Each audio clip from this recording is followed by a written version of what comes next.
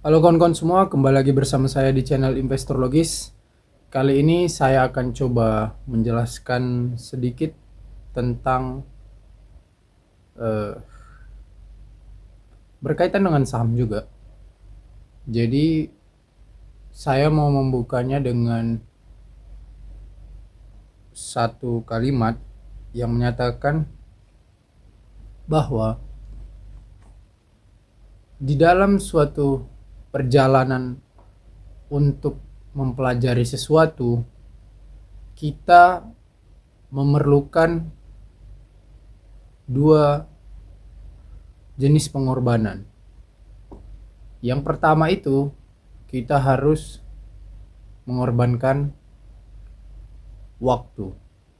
Yang kedua, kita harus mengorbankan uang. Jadi, kalau misalnya kita ingin mempelajari sesuatu hal yang baru, yang kita perlukan dan kita rasa bermanfaat, kita memang harus rela berkorban untuk kedua hal itu. Untuk sesuatu hal apapun itu. Tidak terbatas hanya dengan mempelajari investasi saham. Saya pertama kali dulu waktu belum masuk market 2020 akhir, saya belum ngerti apa-apa gitu, betul-betul dari nol kan. Nah, tetapi saya tahu ini saya perlukan gitu, pengetahuan tentang ini. Jadi, dan saya penasaran juga gitu kan, bagaimana gitu dia, kok bisa orang-orang terkaya di dunia ini, kalau kita baca di website manapun, pasti bahasanya itu selalu dibilangkan, misalnya orang terkaya pertama itu misalnya Elon Musk atau Bernard Arnault gitu kan, dibilang Elon Musk memiliki kekayaannya ditaksir sekian ratus miliar dolar kan, terdapat dalam kepemilikan 62% di saham Tesla misalnya, atau Bernard Arnault memiliki sekian dari kepemilikannya di saham LV gitu kan. Nah, jadi logika dasarnya adalah orang-orang kaya ini di orang-orang top 10 terkaya di dunia ini, mereka menaruh uang mereka itu di kepemilikan saham milik perusahaan mereka gitu kan. Nah, jadi saya berpikir saya harus tahu apa ini saham gitu. Jadi saya pelajari lah tentang itu. Nah, kembali dengan kalimat yang saya katakan, kita harus mau mengorbankan uang dan waktu untuk sesuatu hal yang kita pelajarin. Saya waktu pertama-tama dulu, saya mengorbankan uang dan waktu saya gitu. Uang dan waktu saya contohnya seperti apa? Contohnya seperti kawan-kawan setelah melakukan satu step, yakni misalnya kita menonton video kan, video dari seorang yang udah duluan menjalani bidang itu. Ya udah, kita kan bisa buka video dia di YouTube itu gak gratis. Kita kan beli paket internet, beli paket internet itu kan pakai uang. Baru kita mengorbankan 10 menit atau 15 menit waktu kita untuk melihat video dia dan menonton video dia sampai selesai. Untuk apa? Untuk kita supaya tahu sesuatu hal. Kan gitu. Nah, beruntungnya di zaman sekarang penyebaran informasi itu bisa sangat mudah kita cari dan dapatkan karena perkembangan teknologi. Dulu mana ada YouTube, ya kan? Dulu mana ada YouTube, dulu mana ada Instagram dan lain-lainnya itulah. Nah, terkadang saya berpikir memang media sosial ini memiliki banyak dampak negatif. Tetapi terkadang juga saya pikirkan memiliki dampak positif juga gitu. Jadi balance dia. Itu tergantung orang yang menggunakannya. Gitu. Kita menggunakannya dan memanfaatkannya untuk apa? Kita memanfaatkan perkembangan teknologi hanya untuk scroll-scroll aja kah, menghabiskan waktu kita, atau kita ingin mendapatkan dan mempelajari sesuatu hal yang baru, mendapatkan inspirasi dan lain-lain.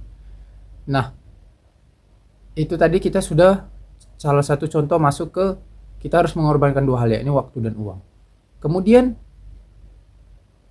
tidak sampai habis di situ, saya mengorbankan uang saya untuk membeli banyak buku. Jadi kalau saya baru terpikir belakangan ini setelah saya lihat, ternyata banyak juga buku yang udah saya punya. Dan ternyata kalau saya total, walaupun saya belinya itu kadang ada yang di buku bekas, ada juga yang di Gramedia, yang buku baru kan. Tetapi setelah saya total ada juga sekitar 5 sampai 7 jutaan saya habiskan uang untuk membeli buku. Tetapi saya nggak pernah sadari selama ini, saya ya kalau ke toko buku saya beli buku gitu. Nah, buku adalah salah satu cara seseorang untuk mempelajari sesuatu hal secara otodidak gitu. Nah, buku menurut saya menyumbang hampir 50% pengetahuan saya yang saya dapatkan tentang saham. Jadi menurut saya buku sangat penting gitu. Jadi ya kalau kita memang ingin mengetahui sesuatu, oke, sekarang memang sudah ada internet, semua kita bisa baca Google apa. Tetapi memang buku menurut saya tetap tidak bisa digantikan dengan media elektronik. Karena membaca buku itu apa ya? Kita langsung bersentuhan dengan si pemikir atau si pemeraktek ilmu tersebut gitu. Nah, jadi buku ini lebih apa ya? Lebih mampu membuat kita berpikir secara mendalam gitu ketimbang dari media sosial. Tetapi media sosial mampu menyediakan kita informasi dengan sangat cepat gitu. Buku enggak gitu. Nah, kemudian saya menghabiskan waktu untuk mencari buku dan membeli buku. Saya menghabiskan waktu untuk belajar dari buku-buku yang saya baca dan video-video yang saya tonton. Kemudian saya coba membagikannya dengan kawan-kawan lewat video YouTube ini. Mungkin saya tahu yang saya bagikan ini mungkin hanya setetes air dari seluas lautan di dalam dunia investasi. Karena ya pengikut YouTube ini cuman berapa lah kan, paling cuman 5.000 subscriber, belum sampai 5.000 subscriber. Masih 4,7 ribu paling. Kemudian sedikit orang pasti yang hanya menonton gitu kan. Terlihat dari viewsnya gitu. Tetapi saya percaya aja apa yang saya bagikan ini bisa bermanfaat buat sebagian orang lain, sekalipun hanya menjangkau sebagian kecil orang gitu. Tidak seperti yang lain-lain juga gitu kan. Nah, saya selalu berpikir kalau misalnya saya mau mengasih tahu seseorang, itu harus yang kalau saya di posisi dia, saya mau tahu itu juga gitu. Nah, jadi terkadang saya respect sama banyak orang yang buat YouTube dan memberi pengetahuan tentang investasi gitu. Tetapi kalau misalnya gini, misalnya dia membahas ekonomi, oke, ekonomi sangat berpengaruh untuk di dunia market gitu kan, dunia saham. Ekonomi secara global oke, sangat berpengaruh. Tetapi apakah orang yang pemula nyampe dan praktikal untuk dia kalau kita membahas-bahas tentang misalnya kayak Cina, ini Israel perang dagang apa segala macam. Memang itu kita butuhkan semuanya, tapi kan itu udah di level yang di mana ya? Level kajian yang berbeda lagi gitu. Menurut saya yang praktikal ya kita kalau misalnya pemula, ya udah kita kasih tahu aja basic-basicnya gitu. Contoh basic-basic itu apa? Kita kasih tahu aja definisi investasi, definisi saham itu apa.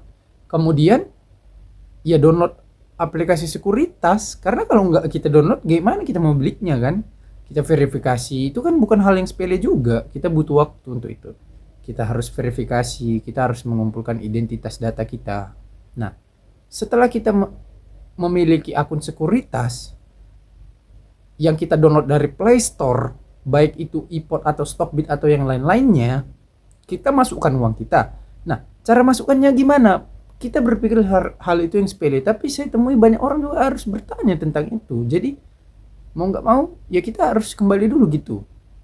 Nah, setelah kita download, udah selesai, udah verifikasi, udah ada akun kita kan, login lah kita kan. Kemudian ya kita transfer uang ke rekening dana efek yang sudah disediakan oleh sekuritas. Nah, kalau akun sekuritas kita udah jadi, kan ada RDN gitu kan, ada rekeningnya. Baik bank dari bank BCA apa bank lain-lainnya.